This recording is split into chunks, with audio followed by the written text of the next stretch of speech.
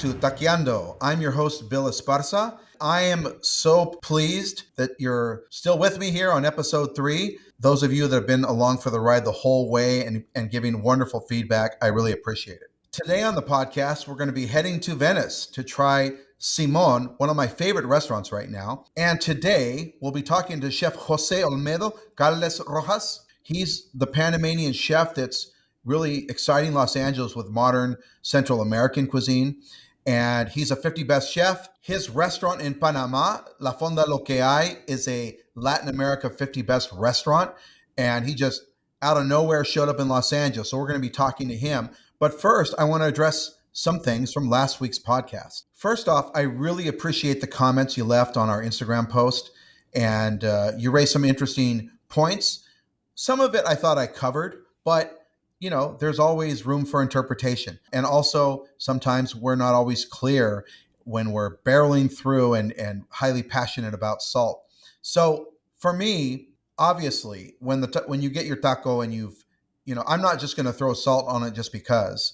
I'm going to sort of evaluate, did I put a lot of vegetables? Am I using ingredients that are not salted? It's a ratio question. And I did talk to one of the commenters about that. It's like ratios. As the ratio changes of fresh ingredients, things that are not salted, you're probably going to have some correction. Now, if you're receiving the taco and it has enough salt for you, because also there's a question of people have different salt levels. So if it's good for you, then you don't need the salt, of course. Now, some taquerias, you'll ask for lo quiero con todo. You want everything on it already. It might already be seasoned at that point. They might have added salt. It might be the perfect balance and ratio, and you're fine. But, if you taste that there's low salt because of all the toppings, now some types of tacos have more toppings than others. Some don't have many toppings. The Tijuana style carne asada, the adobada, doesn't have a lot of toppings. In the fish taco stands in Ensenada, there's a lot of condiments. So in that setting, you're going to be, looking at possibly low salt situation. And usually what I do is I take a little bite and I'm like, okay, I'm good. Do I need to add a little finishing salt? Sometimes I'll just automatically do it just because I know that stand and I'm pretty comfortable. Now, this is the other thing, that we didn't talk about. If you're a regular at that stand, you kind of have a feel for whether or not you're going to need to add salt. So the question came up, or the comment came up, is, well, if, you have to add salt, it's the taquero's fault. He's not seasoning the meat. Well, again, some types of stands, some barbacoa, for instance, it's been cooking in the pit all night. When you're going to cook something for hours and hours overnight, you're not going to take the chance of oversalting. And again, you're going to add condiments, and that's going to change the ratio of that meat. If you have salt on your meat and it's in the tortilla, that ratio changes once you add any other ingredients. Okay. Now, some stands are salted all the way, and and others are not. But this is not a problem, and it's very typical in Mexico that people adjust the salt. And it's at, again, I'm going to say this, it's at every single stand. There is not a stand that doesn't have salt on the table for people to make their adjustments. And if you're going to walk away from one of the best tacos in Mexico because there isn't salt on it, well, sorry for you, buddy. That's a you problem. I'm sticking around. I'm going to adjust the salt because we're not talking about under-seasoned food. The food is seasoned. It has wonderful flavors. It has great salsas. That's why we're there. This is just a correction at the very end. It's not because anything's bland. Now, if the whole dish is bland, no amount of salt is going to fix it. You're just going to taste salt. So what you should taste is the enhancement of the salsas, the vegetables, the fresh salsas, the fresh chiles, whatever you're putting inside, and creams and salsas, all of that together, you're seasoning that, and you want to enhance those flavors, and that's it. Now that we are properly seasoned, I'm resting the case, okay? You can continue to leave comments, and I will just watch them and smile. I'm going to be okay, man. I'm going to continue to salt when I need to. And speaking of amazing flavors, I finally got out to the new Mariscos Los Corchos. This is a place that I found a couple years ago, and I wrote about it for Eater LA. It's the best pescado zarandeado stand in Los Angeles. They've bounced around. They were in a backyard, and they had to move. The city shut them down. They were in their own backyard, and then they went somewhere else. And of course, it's super far. But finally, the chef Anthony Plasencia, who is truly dedicated to this tradition, he finally found a spot in Bloomington Motorsports, right in the parking lot, and he got this tricked out rig. It's pretty amazing. It's a trailer that you can't cook inside of it, but it's a mobile kitchen, and it pulls out so you can do zarandeado over carbon, which is really important. And it's got a cold bar area where he's doing the ceviches, and he's got a fryer. So it's like this mobile kitchen where he can really do everything that he needs to do for this. To have the barra fria, the barra caliente, hot foods, and the ceviche bar, and the parrilla, the grill. For this special occasion, for some reason, I always forget how far Riverside actually is. I love going out there to try to places that are on my radar, places that are bookmarked, and it's like an hour and a half to get there. And I always think it's an hour, and then I realize, oh my gosh! So we left kind of late. A friend took me out there. He's got a nice car, and so I didn't realize we were going so fast, but we got there kind of quick.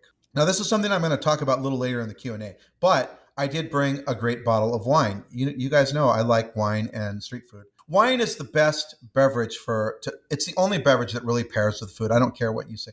That one you can leave all the comments, and I have nothing more to say about it. It's the only beverage that truly pairs with food. Yes, I like beer, and I do like a michelada on the beach and that sort of thing. But wine, I was like, okay, I'm going to get a nice bottle of wine for this pescado zarandeado. So I decided to bring this bottle I got from Cato.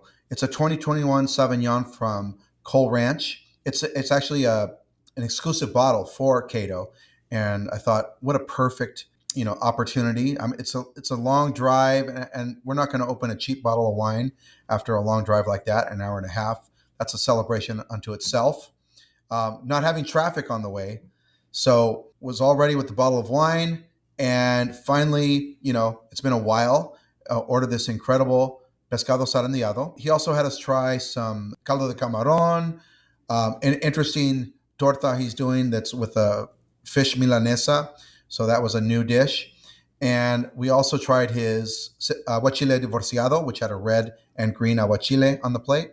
This pescado zarandeado. Now, I've heard other people, we live in a world where somebody that doesn't know what they're talking about just says this is the best, and they go yum, and the damn influencers. But there are two places that I love for pescado zarandeado. I love carne seafood, and I love Mariscos Los Corchos. But the difference in Mariscos Los Corchos is all the little things. So I've been thinking a lot about this lately. We were talking about this with the episode last week about the curation of the salsa bar and how important it is. And a lot of people focus on the tortilla, which is also super important. That's also part of that curation, and whatever the filling is. But the salsas have to be correct. I dismiss places a lot when I see, okay, you made the fish, you made your zarandeado, but then you have bottled salsas on the table. You didn't make any salsas. You didn't make any salsas from the region. And that kind of is a big turnoff for me. And so what I really, really love is how far they've gone with the curation. So you have the salsa verde, which is basically just a puree of chile serrano, lime, water, salt. That's it. And then he had a salsa macha that, he added, and then another salsa negra, which has a little umami sauce in there. It's either soy or Worcestershire or Maggi. So those are salsas from the region, plus his own personal touches to those salsas. And then, really fresh vegetables, homemade tortillas, and also these tacos de frijol. The tacos de frijol are filled with refried beans, but the refried beans are azufrados that his mom brings back from Nayarit. Now, I've even told him this. I go, you could just use Peruanos, and I would not know the difference, nor would anyone else. I'm telling you, there's no one on the planet that could do a taste test and tell me, with all those seasonings he puts in, the difference between the flavor of azufrados and Peruano beans. But he does it anyway. And to me, that's nuts. Like, you could save a few bucks, you could save time, you could save stress, But the fact that he wants to do that, and he wants to do it even when I'm telling him, like, you're going too far. You don't need to do that. But the fact that he's willing to do that and he wants to do that, that's the kind of thing that excites me. And that's what makes it the best for me. And it's not about, oh, this fish was dry. This, folks, we got to get past, this was dry and it was undersalted and oversalted. If that's all you have to say about food, you should get off the internet. There's more to talk about than how dry, how moist, how salty, unsalty it was. And I'm really tired of that's all the review. So my review is, this guy is bringing in beans that are special from the region, and he's cooking them with care. The salsas are beautiful. They're colorful. They reflect the region. And when I'm sitting there having, in this grungy parking lot, sorry, Bloomington Motorsports, but it's a grungy parking lot. It's a parking lot. Come on. I feel like I'm on the beach. I feel like my toes are in the sand. Having a nice bottle of wine helped. Thank you, Cato and Chef John. But I felt like I was there. I felt like there was a hammock waiting for me at the end of the meal that I could chill on for a couple hours after and just watch the sunset and watch the waves and maybe go out and wade a little bit in the water. That kind of experience, a sense of place, a sense of region. And Playa Los Corchos, the place that they're coming from, there's only like 6 stands there. It's a small beach. It's locals only. It's not a tourist destination. Those 6 stands are the only ones that represent this style. Now you go one beach down and it might be slightly different condiments, maybe a different salsa here and there, or maybe they don't do the bean tacos. This guy is bringing that experience to me. Everything from the salsas to the tortillas to the way he cooks the fish, which is perfect. I mean, there is not one speck of dryness on there for those people that do the dry and moist reviews. It's just a perfect experience. So, yeah, you can like another one, but there is no one more dedicated to that dish. And that includes my beloved Connie Seafood. Connie Seafood does an incredible fish, but they're just not going as far with the curation. They kind of win most of the time because they're a lot closer to me. They're in Inglewood. So I would definitely rather drive to Inglewood than, repeatedly make that trek to Bloomington.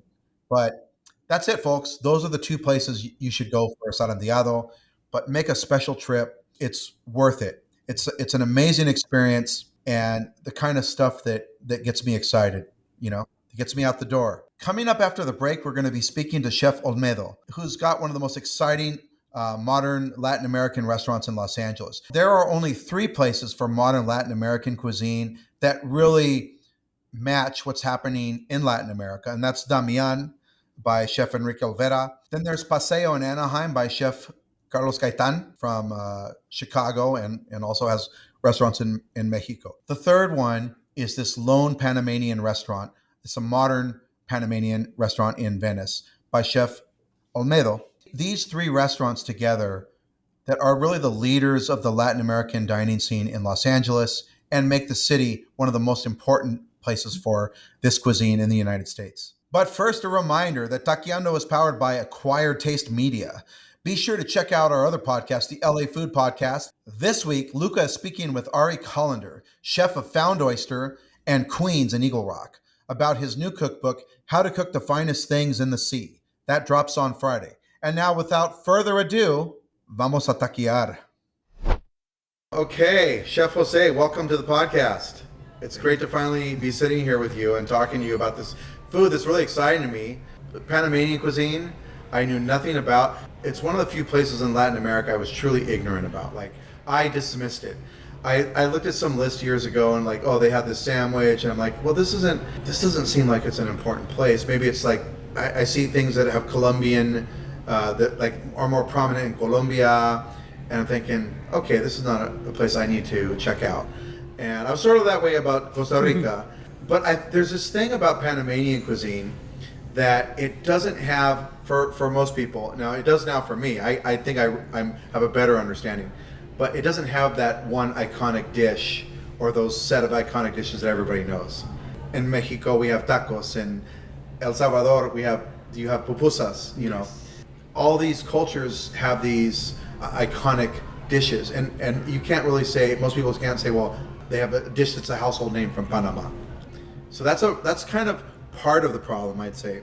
But I took a chance on a couple layovers coming from Rio, and I'm like, okay, there's this 12-hour layover. Why not? Let me go just check it out. But it was the second time I was coming into Panama, and I had a layover, and I was telling you I was going to be there. I wanted to stop at La Fonda Lo Que Hay and check it out. And you're like, what time do you get in? I go, 7 a.m. I get in at 7:30, and you're like, okay, we're gonna pick you up. I'm like, oh shit, this is like, okay, now it's on. This is not. I'm not on my own now. I had gone on my own before, like on a previous trip, and I just fell in love with the food. I was surprised. It blew me away. It's the only Central American cuisine that I can think of that's really spicy.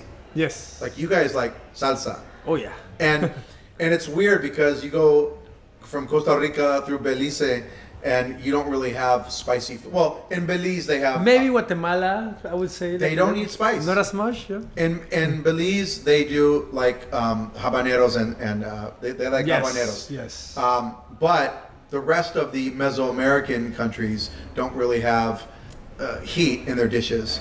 And then you get to Colombia, and they can't stand chiles, right? They're what they call it ají, and it's like it's not even a chile, right?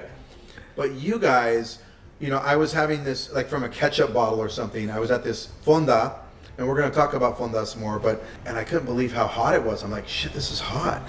This is like Mexico hot, And so that, like, okay, I said, okay, I have no idea what's going on here. And so anyways, you decide for the very first, and I think this is when I realized that Panama is something that's really going to be hard for me to understand, but I wanted to invest that time.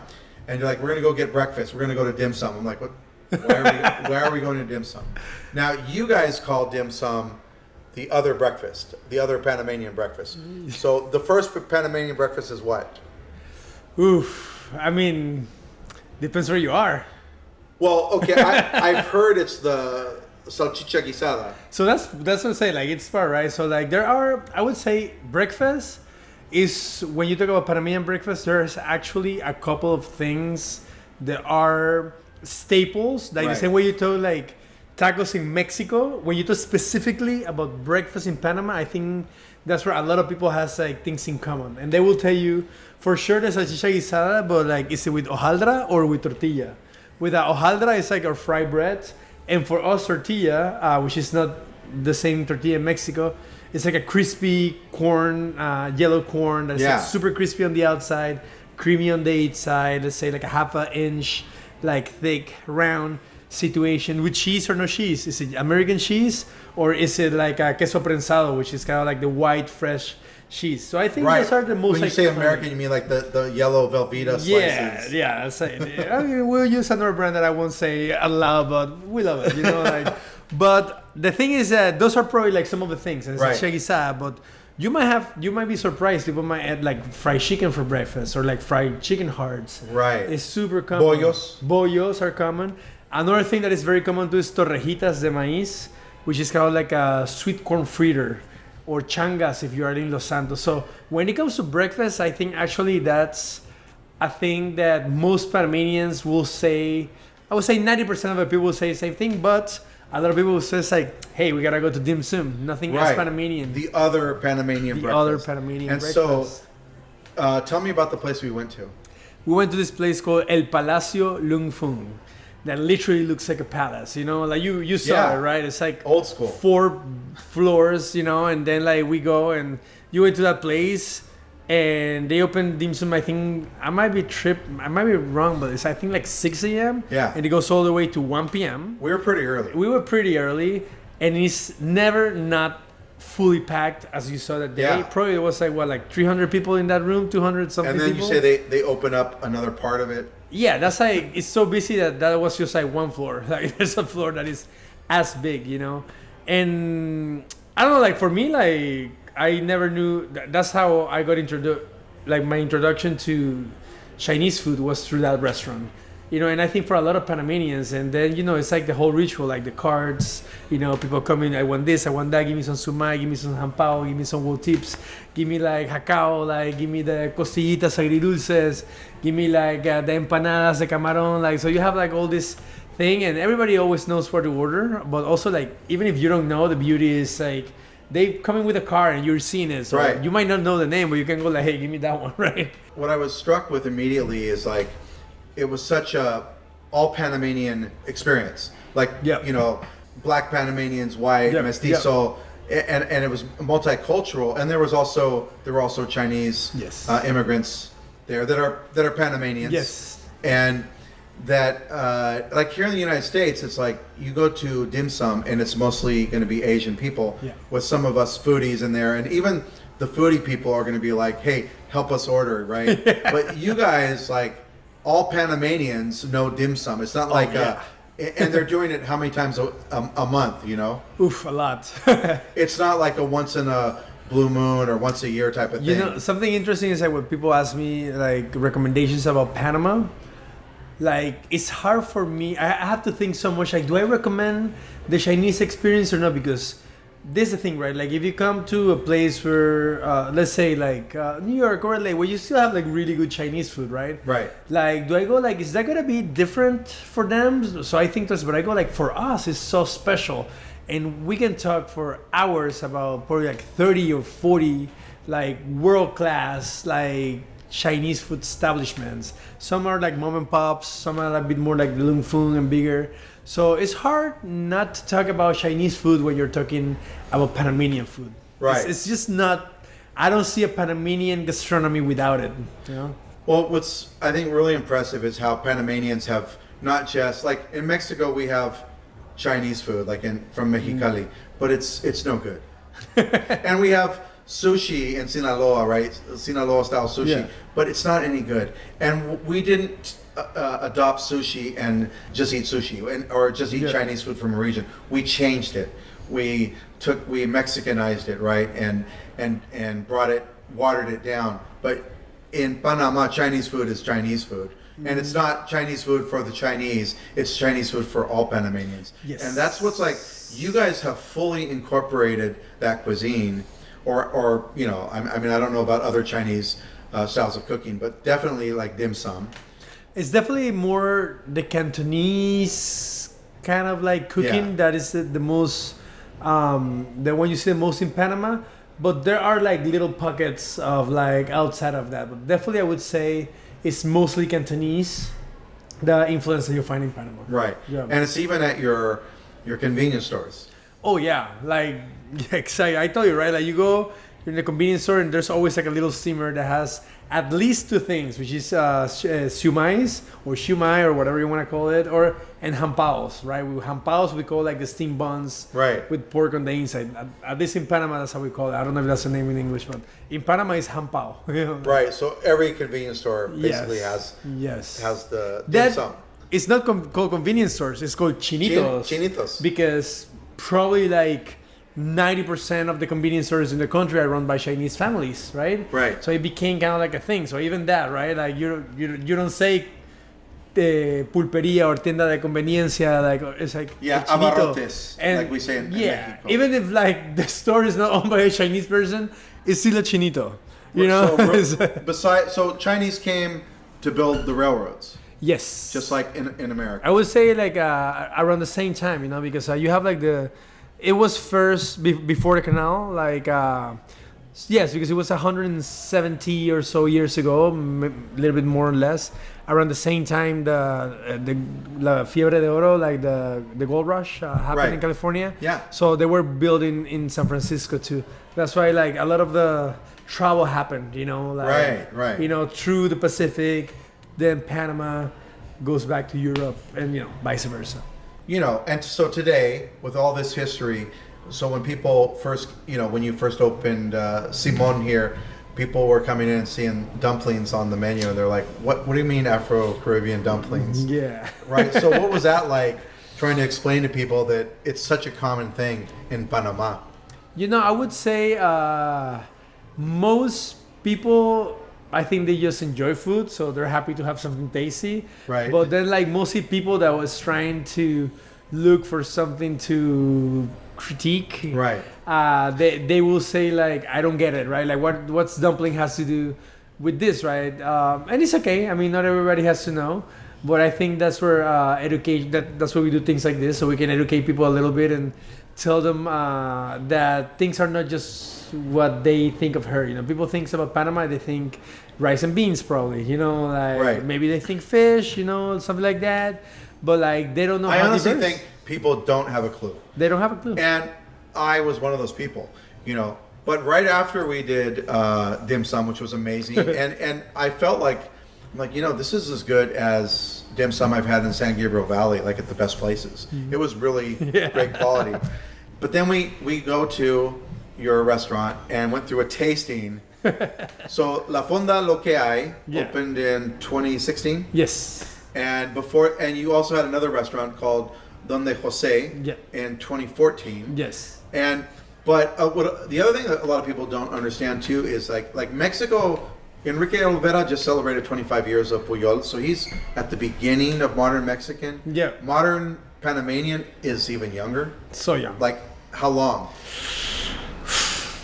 10, 12 years. I mean, the way it is seen today, right? There's been like there's been work done before. I would say there's chefs like you met Kukita, right at the coffee shop. The coffee shop. The chef called Charlie Collins too. They definitely were, I would say, among the first ones to kind of start giving more value to Panamanian cooking and start to be a bit more playful in a way that was not the traditional. So definitely there is a seed that was planted, I would say 40 years ago or so. These were restaurants or they were cookbook authors? Yeah, so Kukita probably is like the biggest caterer, and Charlie Collins, both are actually probably the most biggest caterers in Panama. But Charlie Collins has a restaurant called Panamonte in Boquete, which is in the Chiriquí province, which is a province right next to the Costa Rican border. And Kukita also has one called Kukita. They both still do catering. They both have the restaurants. They both have cooking books, which they're both amazing. Like I actually do use both so cooking books as references. Yeah, they're definitely. And they started to elevate the cuisine in certain ways. But then I would say Mario Castrellón, and shortly after, like me and a couple more people, kind of like around, I would say, couple of years difference. I would say Mario definitely was like the first one to kind of like take things kind of like a little bit more modern, more contemporary. Yeah. You know, like, and then I think when I came back to Panama from Australia, I started doing it, but I probably like in a different way, just like my own way. I always like to be different. So even though it was contemporary, I think I was exploring like different routes.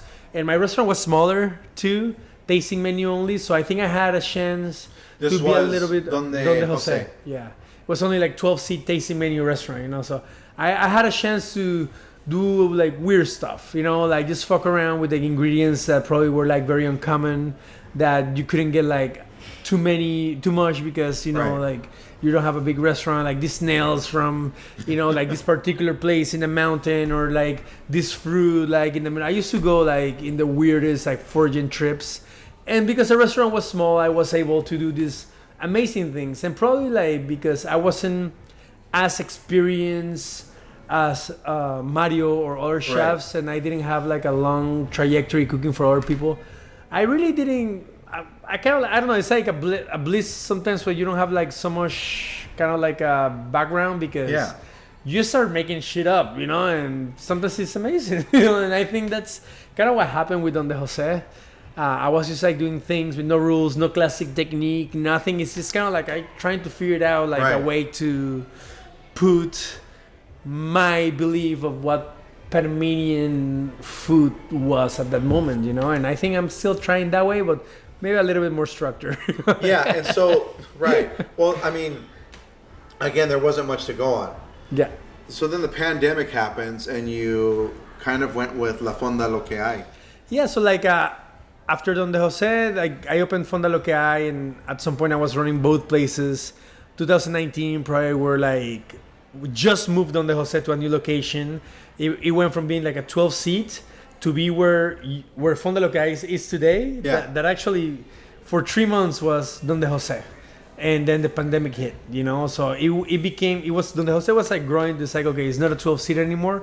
Probably it was gonna be closer to an experience like Pujol. Like that was kind of like the vision. That right. In a way, not the food and the style, but kind of like this, like a fine dining restaurant, bigger, maybe tasting menu, maybe there's like a la carte. So we have like a huge vision for it, like with the patio, like the open kitchen.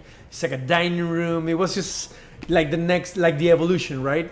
And we're so excited. And then Fonda Lo Que Hay was in its second location, where it was like it still was a counter service.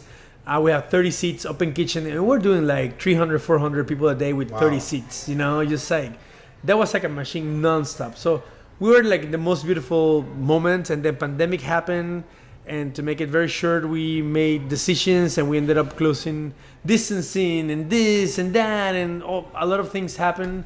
I had some partners by the time that we didn't continue our partnership during the pandemic, so I had to restructure the company, and I basically I didn't know if fine dining was gonna come back, so that's where I bet for like a concept that was more like casual for the masses, but also probably like more exciting at the time, just because it was also like a new language. It was like the in between the fine dining and the super casual. Like it was like the like lo-fi, hi-fi situation.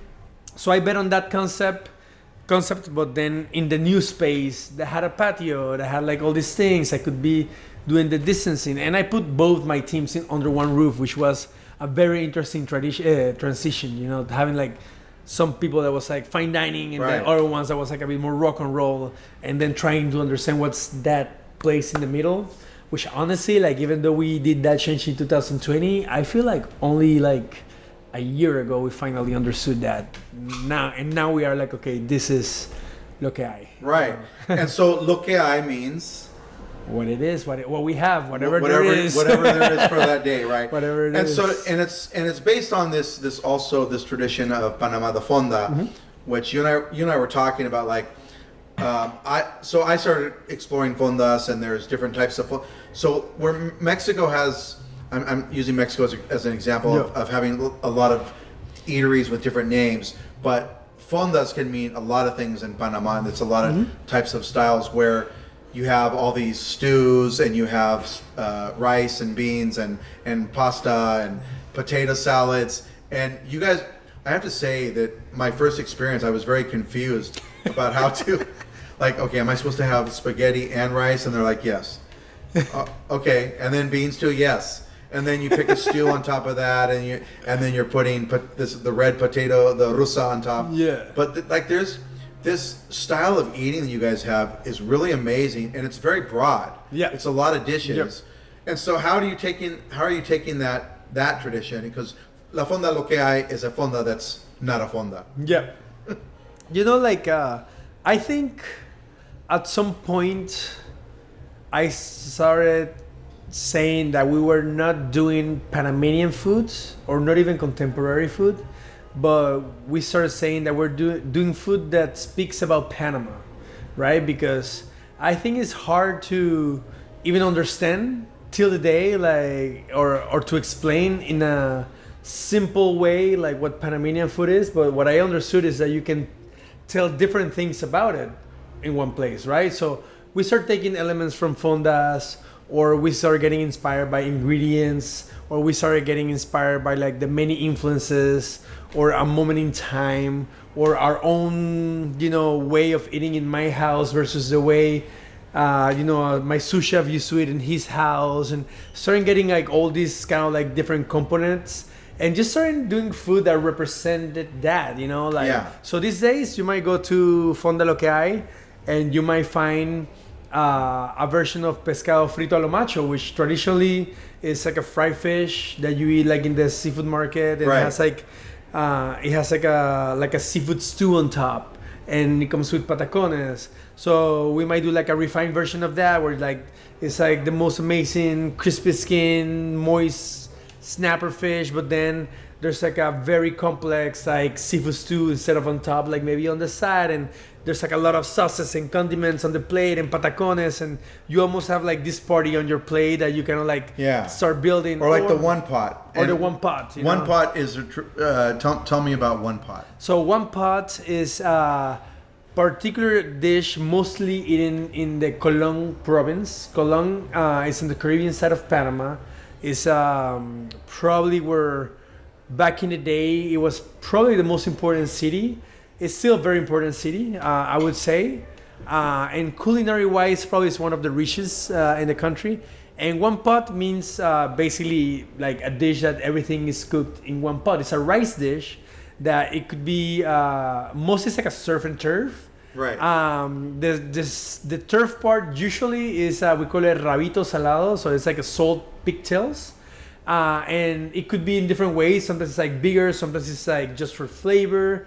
And usually there's like seafood too, like, so they could be probably anything between like 2 to like 5 or 6 different proteins in there. It could be like shrimp, octopus, clam, pigtail, and chorizo, So, and it's cooked with this particular flavor that you can only get there, So like traditionally, like it's this dish that's cooked in one pot, but obviously like we take it to another level, a fonda lo que hay. No, with this crab, I mean, it really is, it's that Latin American rice. Latin America has so many great rice dishes, and I'd say that a lot of times Asian and even European rice dishes have this prominence, and people don't talk so much, about what's happening in Latin America. But one pot to me is as good as any rice dish anywhere. It's amazing, and you're doing it with like a whole centollo. So yeah, like that. We do it like right now we're not doing it because there's no centollo or lobster, but usually we do with either Pacific lobster, which is my personal favorite from Panama. I love the Caribbean lobster, but the Pacific one is for me the one that is like a high level texture flavor, or centollos. The crabs, which is a big crab, and they're both seasonal. But basically, the whole concept, because fonda lo que hay has to be what I love the word like the word bombastic. It has. Fonda lo que hay has this thing that things have to hit you first in your eyes, like boom, like the colors are vivid there. Yeah, like, right. And I mean from your very famous tostada de yuca. Yeah. And there's also this dialogue that's happening right now, and I want to say I know you're like you're on the 50 best, but you're like not, you're not out there trying to work it. You're not trying to work it. You're in it, but it's on your page, right? It's on my page. It's on my page. She brings guests in. But at the same time, there's 50 this. Best. yeah. But at the same time, there is a dialogue going on between all you chefs because you're now because Central America wasn't included at first. It was ignored. It was a crime. But now we're starting to see slowly more Central American inclusion, and so now you guys are being invited and. There's a little bit of that going on, and so there's interchanges happening between South American traditions and Mexican traditions, and now Central people are. You guys are all rubbing off on each other. Yes, and so you have that aspect in your 100%. And I would say, you gotta give credit where credit is due, and I would say the main reason Central America was included is because the work Mario Castrillon did. I think he worked so hard to. Like make sure people look our way, And I think people start looking Panama, and then after Panama, they start looking like around other parts in Central America, and not saying that the talent wasn't there already, not saying that the great restaurants were not there already, but as you know, like there is a lot of lobbying involved in this thing, right? It's no secret. I don't think I'm saying anything that is wrong by saying that, but it is a reality, and I think he did a great job making sure people went to Panama, saw Panama, and not only his place. Like he's good at it. He made sure that people looked. No, he's good at showing off Panama. Yes, and he's cool. Yes, I saw him present at the 50 Best Thing in Rio, and he put on a nice show. He had a great video about the chinitos. And the whole culture. So he's a good spokesperson for the country, which again, it's one of the countries in Central America. It's not one of the first countries people think of when they think of food. Yep. But now, so here we have Panama coming up in 50 Best, and you guys doing all this work. You ended up here because of a fluke? I ended up here because my super talented wife, who's a filmmaker, just got a lot of work going on here. She used to be called to go different parts of the world, but during the pandemic, when I closed Don de Jose around the same time, she was just getting like so much work this area. So basically, her work brought her here. And then I decided to follow. I was kind of like, you know what, like, yes, like that's where we should be because that's where your dreams are, And at the end, I mean, it wasn't easy, Like imagine like being married and out of nowhere, it's like now you gotta figure it out. But we always knew we were gonna figure it out. We always been like super strong as a couple. And after that, it was like probably 2 years of long distance marriage where I was like still like I already knew at some point I was gonna be here. But two things were happening. One, I didn't have anything set up here. And second, no matter what 50 best happening, like you're absolutely no one here when you come here. Right. I still consider myself no one here, like honestly. And then besides that, I needed to make sure like my team was ready. So it was like basically 2 years of drilling, like and working, and every single decision was made. So 2 years after the decision was made, like I was gonna move here, So it took 2 years to get my team ready. Which, funny enough, the one thing that they were, I understood later, the one thing they needed to be ready was for me to leave, to truly be on their own and go through the experiences, right? Come on, and out the door. And it was an interesting transition. We had some up and downs, but it was absolutely the best thing that could ever happen because now, like, probably they grown so much. Like Fonda Lokai is not about me anymore, Like it's I can never tell been, I went there when you weren't there, and they're killing it. They're killing it. It's a beautiful restaurant. Yeah. So now with Simon, you have this. Again, you're right. It's funny that you are in this elite group in the world in Latin America, but you're not Mexican. Which we know Mexican over here. We obviously everybody knew Enrique Olvera when he opened, and even Carlos Gaitan. In Paseo, people know about him. But Panama, people are like, I heard people talking about, I'm gonna go to this new. I think it's like Honduran or it's something Central American. They had no idea. And of course, I saw on Reddit. It was funny when I was kind of doing some research. Is there was a Reddit thread that says, is there such thing as Panamanian food? Right. Which we know there is. Yes. But so now, with the diners, I know that you had, a miss with a dish that I love. So you lost a menu item, huacho, which is one of the cultural dishes of Panama that people just could not understand because I heard people criticizing the texture because it's like, it's all one texture. They want other textures. I'm like, it's a porridge, and nobody really like if people eat congee, they're not asking about different textures. Yes, they understand it's a porridge. And of course, also they were not putting the ajichombo, the hot sauce, which really adds that other level of flavor. And I think probably people were looking at that like, well, what am I supposed to eat? How do I eat this? And you said somebody asked for. People will ask for rice. Rice to eat with rice. To eat with that, Okay, so this is a challenge you're having, and yes. How long has the restaurant been open?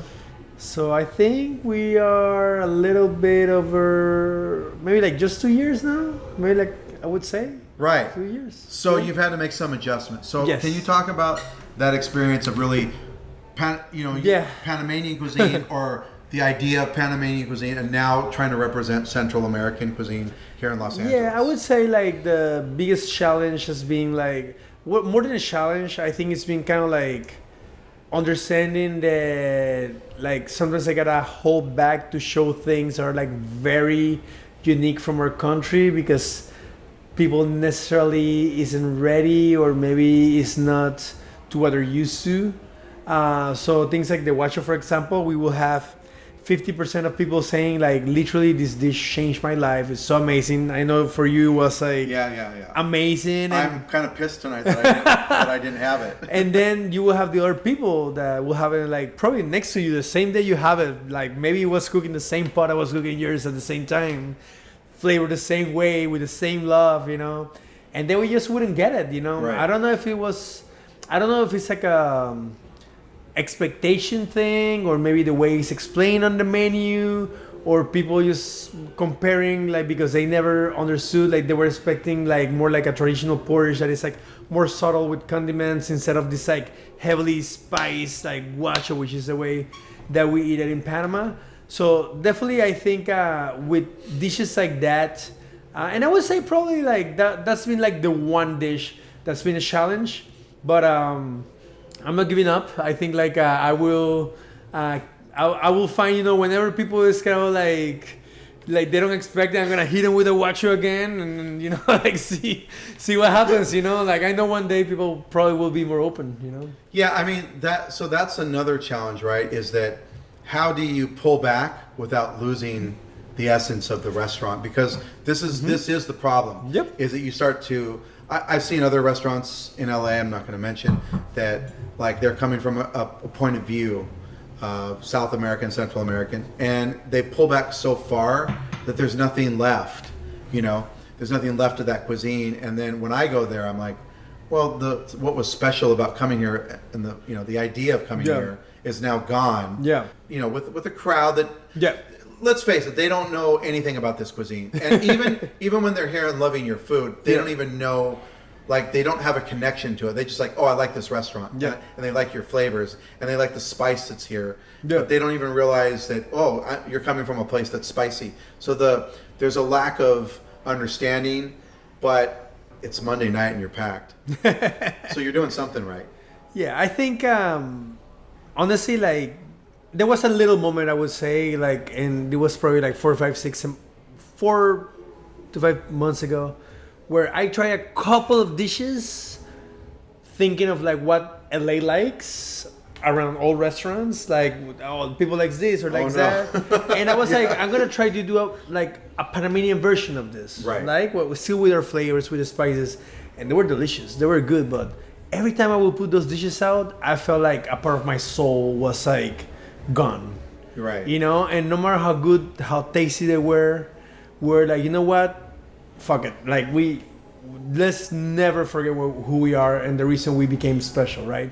So I think the main thing, because it is a business too, and you also gotta be smart, is that when we opened Simon, we always said that conceptually we were gonna explore Central America for the point of view of a Central American living in LA with all the things that LA has to offer, right? So by that, what do I mean? I think in LA people enjoys product is very important. I think it's like one of the main things. So without like losing touch, you know, like of who we are and our flavors, we've been tapping in a couple of things in the menu. I wouldn't say the whole menu, but like certain items where it's like a lot about like the product with like Central American seasoning, you know? Yeah, what are some of the dishes that are... I would say even like the campache in banana leaf, right? That's like a beautiful piece of fish, you know, but it's wrapped in a banana leaf with some particular spices, and there's not much going on but like the spices, the cooking, and the product. Right. So it's still unique. It's still not like your typical fish that you're gonna find in any other restaurant. I don't think there's another campache like that particular, like that I've seen. But it's like a product that people, it's like, oh, it's a piece of fish, you know, right. And I can eat it, and it's not covered in a sauce, you know, that is hiding the flavors like too much, you know. So I would say that's like a good example, you know. But then obviously like we mix it up with things like a bollo or like a pupusa, you know, or like the version of the tostada. But then we can go back to do a clam ceviche that is like very clean, you know. So and for our listeners, a bollo is? A bollo is a sweet corn. Well, there's different bollos, but bollo de maíz nuevos, or like a sweet corn tamal.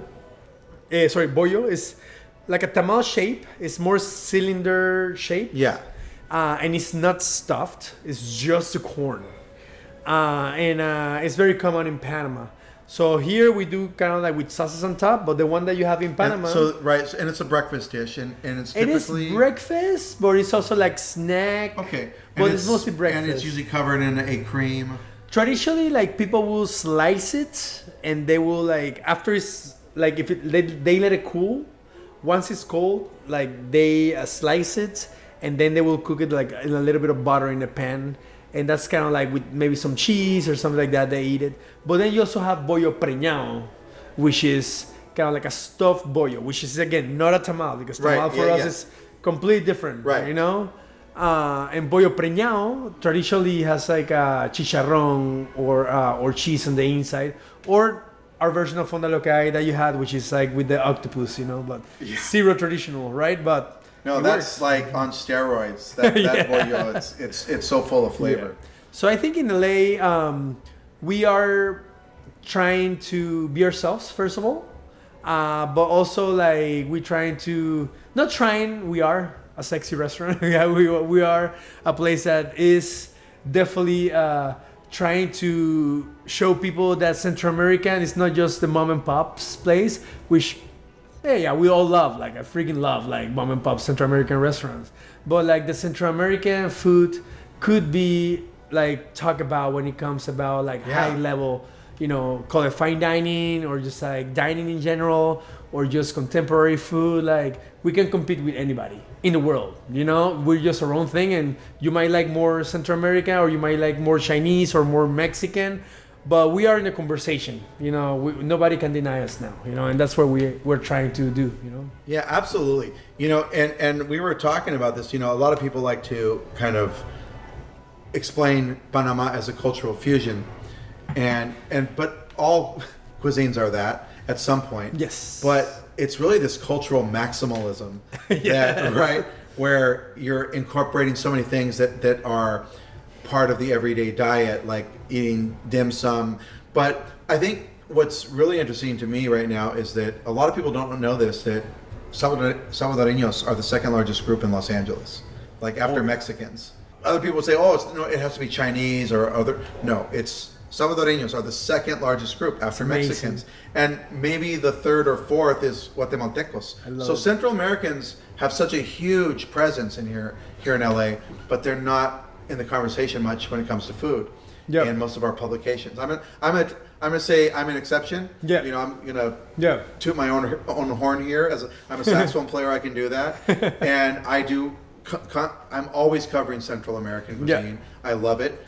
So really, you are cooking one of the most important cuisines in Los Angeles as far as what's LA culture, and you guys are doing it really well. Thank you. It's amazing, and I hope that people, when they come to your restaurant, that what they're tasting is Panama. It's there. If you don't understand, they can trust that the flavors on the plate are the flavors of Panama or other parts of Central America. Yeah.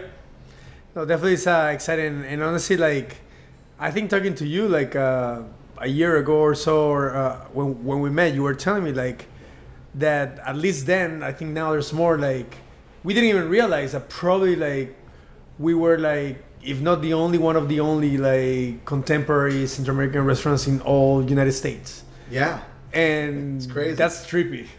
And it's a huge responsibility that we take very serious, you know, like, and that's why like we went through like a little moment of like trying to do things just because, you know, experimenting, right? Because it's still like an open book and it's an exploration. I like to think restaurants are like a book that is, you know, you're always writing a new chapter, and there's some chapters that are more exciting than others, but hopefully as time goes by, you know, there is a moment that each chapter is getting better and better. And I think we went through like a little kind of like period of trying to do, but then it was like, no, we have a responsibility. You know, we need to make sure we never lose our essence, you know, who we are, where we are, like, and you know, like the fact that people is looking at us for these answers, because probably they're not gonna go to a mom and pop's restaurant because whatever, maybe they don't like going, to a certain places, which is their loss because they're amazing, but they come here and they trust us, and we got to do our part.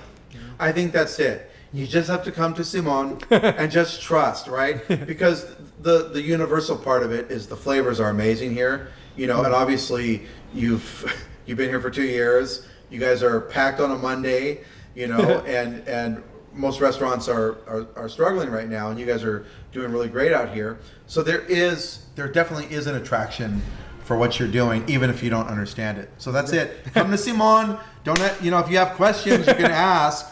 But if you don't understand, it's okay. It's okay. Chef, thank you so much. After all my visits to La Fonda Loque, I have to start coming here more. Yeah, please. So nice. And now it's time for a little Q&A, folks. First up, Allison Gray, a wonderful PR person here in Los Angeles. Allison is going on a road trip and is going to be passing through Flagstaff. Well, I don't know the last time I was in Flagstaff, Allison, but I did a little research for you. So for breakfast, go to Macy's, not the department store, it's a restaurant, and Tourist Home. Sounds like the perfect place for a tourist to go. For lunch, Proper Meats and Provisions, got great sandwiches. Also, Salsa Brava, which is a Mexican-American restaurant that does Arizona cuisine. So you can try like sopapillas that are stuffed, the cheese crisp. I don't know if you've ever had an Arizona-style cheese crisp, but it's a Mexican-American dish that's strictly from Arizona. And also fry bread. There's some fry bread dishes, and there's like adobada, spelled with a V, which is a stew. So you got real Arizona Mexican cuisine at Salsa Brava. Also, a little place that's, under the radar is a Cornish pastry company that specializes in pasties. I'm a big fan of pasties because it was Cornish people that came to the state of Hidalgo in Mexico and brought these pastries, these Cornish pastries that became what we call in Mexico pastes.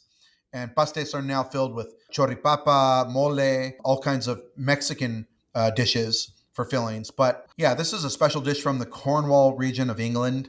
I've always loved, I actually tried pasties years before I ever went to Hidalgo and got to try pastes. So I love them. All right, for dinner, fat olives for pizza, and for a little fancy in Flagstaff, Atria restaurant. Now, this one is like, okay, I'm telling you, Allison, you got to go for me, all right? You got to go to FLG Terroir, which is a wine bar and bistro, and they have Arizona wine. I don't know if you know this or not, but in the United States, we make wine in 48 states. The 2 states we don't make wine, Alaska, Hawaii, but all other states make wine. Now, I don't think anybody's going to run and start, getting in. There's not going to be an Arizona wine trend or anything like that, but I would be super curious to try Arizona wine. Or the label, Chateau Tumbleweed, come on. So Allison, okay, please bring back a bottle of Chateau Tumbleweed for me. This next one comes from Tambor Hot Sauce on Instagram. Is it a crime to add salsa roja to enchiladas verdes? No, it is not.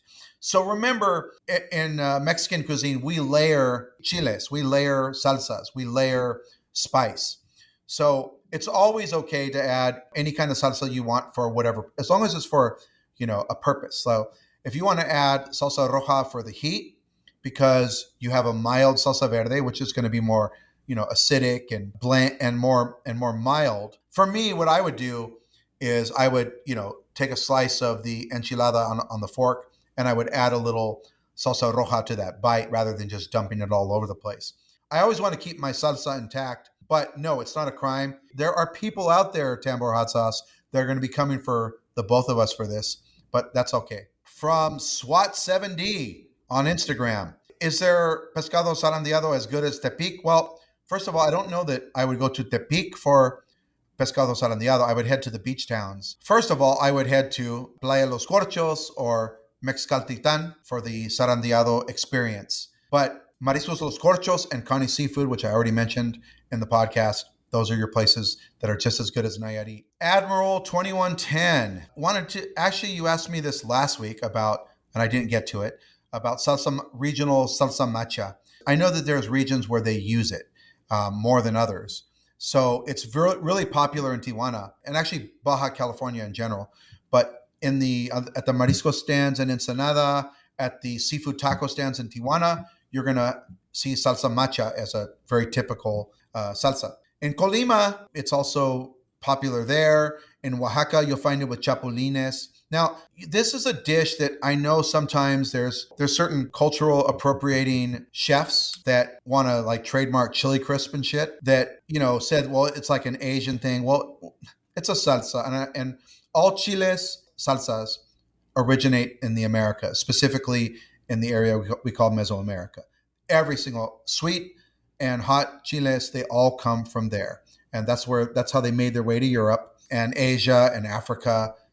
There were no chiles in any other part of the world besides the Americas before 1492. The idea that these salsas would have been developed somewhere else is just absurd. Now, the origin, if you read, if you do a little Googling and reading, is from Orizaba, Veracruz, where they're credited with coming up with salsa macha. And so, of course, it's used over there.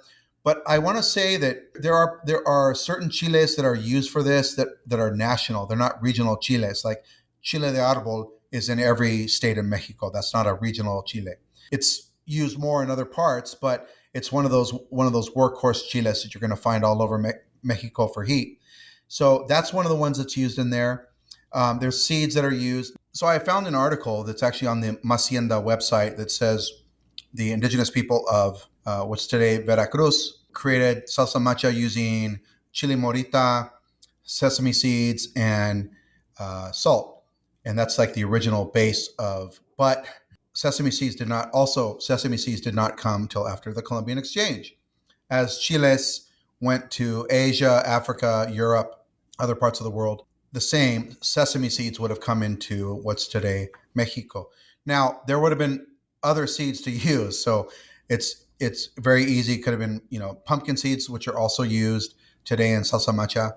So there were other seeds that were used along with chiles. There's a dry version of the salsa macha, which I'm familiar with, as well as one that has oil in it. As far as regions, I would just say, there are certain parts of Mexico where salsa macha is very prominent, but of course now it's become a thing. Like people are branding it, making it as a product. And I think a lot of people like to make salsa macha because it has a long shelf life. And it's also kind of easy to make, it's not easy to make a great salsa macha, but it's very easy for anyone who's like, oh, I'm going to take some oil and some toasted chiles and some seeds and nuts, and I'm going to make a salsa macha. It's also one of those salsas I think people also like to get into because it's got a lot of fun techniques to use. But I do not need another salsa macha brand. I'm tired of seeing try my salsa macha. No. Full disclosure, if you want to sponsor us, we'll completely change our tune. Yeah, salsa macha. It's great on seafood, great on mariscos in Baja California. It's from Veracruz. It's in many states. It's a wonderful salsa. But what I don't like is when you put salsa macha on things where traditionally it doesn't really go. It's not a good compliment for that dish. But yeah, so there's a comment here from Gasser19 that loves the podcast and it's their first time listening to a podcast. All the people that are sending your feedback, again, I really appreciate it. And people keep asking about a taco fest, and I did address that last week. So there'll be something there's something on the horizon. A good friend, I say a friend of the podcast, Josh Lurie, famously Food GPS, wants to know what are my red flags when I arrive at a taqueria. Well, I sort of talked about that earlier. When I see basically generic salsas that don't go, in Los Angeles, I see lots of white buckets of salsas. There's a lot of stands that have the white plastic buckets, and they all seem to have the same array of salsas that definitely don't go with that region. And so that's sort of a red flag for me. It's also the way they're cooking. I've talked about on my Instagram stories before, carne asada. It's a big thing. I'm always looking for the way they cook the carne asada. And when I see somebody, and I've seen you on the street with the high flames kicking up and you're burning the shit out of the meat on the outside, and then you're trying to correct it by putting it on the flat top and cooking the inside, that's the reddest of flags. I don't even want that. When I see a trompo that's not being monitored, when there's no one on the trompo, when you're carving raw pork off the trompo onto the flat top in a pile and you're not even cooking it evenly because, you basically are doing all kinds of shortcuts, things like that. So bad cooking, those are examples of bad cooking. Salsas that don't belong, a taquero that doesn't seem to have any skills. is a red flag. So, a lot of our al pastor stands and adobado stands in LA, we do have good taqueros that are doing on the trompo. But I'm also going to look at see what are the other taqueros doing. Are they also skilled and trained? And when you start to see a breakdown in the taco brigade system, like we talked about last week, I'm out. From another friend of the podcast, my editor Matt Kang of Eater LA wants to know what are my favorite underrated food destinations. That's easy. Guadalajara. Guadalajara, to me, when people ask me about Mexico City, I would say, well, you should consider Guadalajara. It's Mexico City. It's just as good for 1/3 of the price. You also have tequila country. And a lot of people know about that, and they know about certain aspects of Jalisco, but you have great fine dining restaurants. Alcalde is amazing. And of course, you have my Eater Guide to Guadalajara available as well. As far as street food in Mexico, like tacos, street food, I would say that next to Mexico City, Guadalajara and Tijuana are my top three for just great quality seafood. Mexico City certainly has a breadth of street food that, like just tacos de guisado alone it's endless, right? But Guadalajara is also super solid for tacos, tortas, lonches, and all these wonderful street foods, as is Tijuana and Baja California in general. So Guadalajara is one that I really love, and it's also a little bit more calm, and it's less crowded. It's not going through the gentrification in certain neighborhoods like in Condesa and Roma Norte. It's still a very, very wonderful city to visit. So it's a top underrated destination. The other one is Panama, which we talked about with Chef Olmedo, one of my favorite spots. Now, you can do a layover. There's these 12-hour layovers in Panama on your way back from South America that I really recommend. Just, if you're like me or my kind, 12 hours, you get out of the airport and you can hit it hard. You can experience quite a bit. And if you do that, you might think, oh, I need to make a special trip just to Panama, which is coming up soon. My overrated destination that I do not want to visit is San Miguel de Allende. I get a lot of people like, have you been to San Miguel?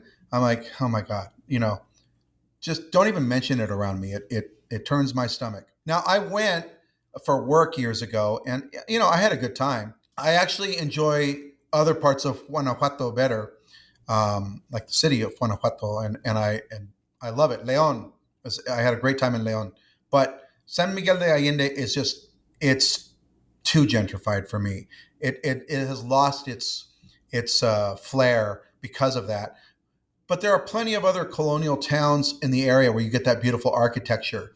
Like, again, like Querétaro, you have that, you have Zacatecas. You have the city of Guanajuato itself, which has a wonderful, that colonial architecture. So there's lots of places to experience that. So I want to experience that without all the other bullshit. You can count me out, man. Unless you're going to fly me there.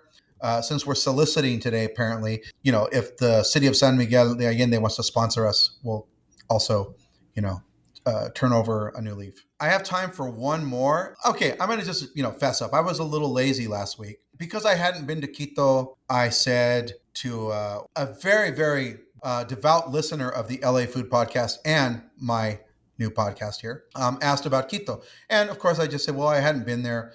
But, I do brag and boast about my research methods, right? If anybody's ever been on my stories, I say I can do this anywhere. And the truth is I can, but I didn't. That makes me a little disappointed in myself. So I decided to spend a little bit of time, and I made a really great Quito map.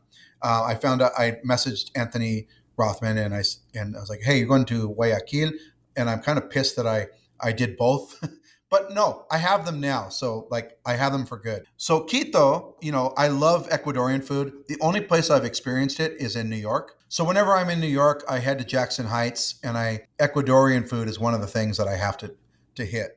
Oh my gosh, this might be an episode at some point, but I don't really eat Mexican food in New York. Hint, hint. But I do go hard for Ecuadorian, Colombian, Venezuelan, things that we don't really have here in Los Angeles.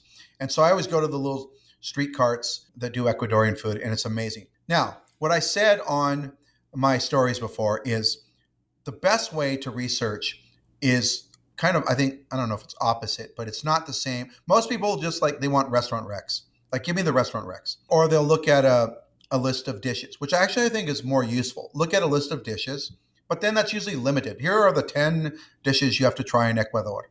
And sometimes they're also lazy. They'll put like some random dessert that you can basically get anywhere, and they won't really cover. They won't tell you where you're going to get that food. So you're just like, okay, then you end up in a tourist trap that has all those dishes, and you're like, oh my god, I could have just done this in New York. So what I do is I start to look on Google Maps, and I zoomed in on Quito, and I wanted to look for patterns of names of restaurants. So I started to see there was, of course, I already knew this, that there's ceviche. And Quito they're not as famous as Peru, but they have great ceviche. And then I saw sandwiches they call sanduches. And so I saw all these sanducheria. So I started zooming in on those places.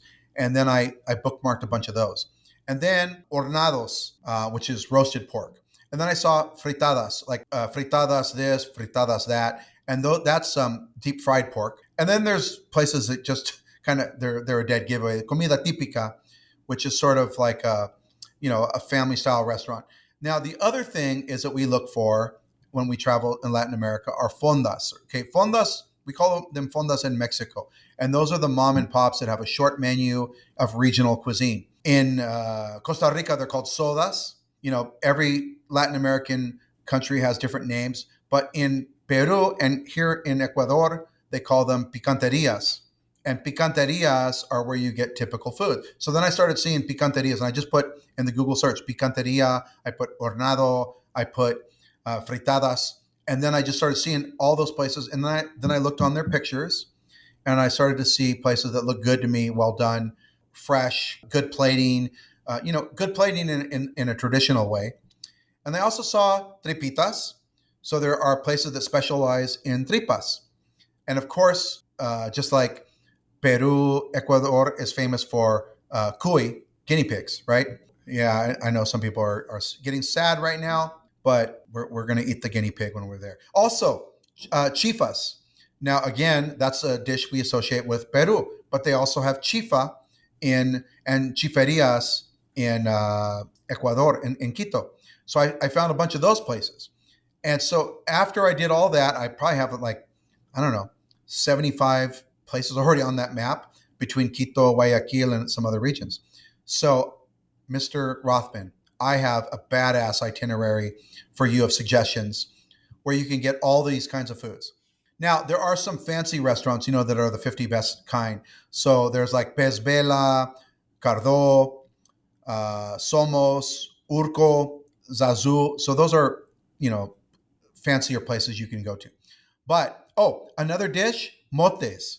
So I found this place that motes are hominy, dishes with hominy and then other sides that go with it. So try los motes del parqueadero. That's a motes place.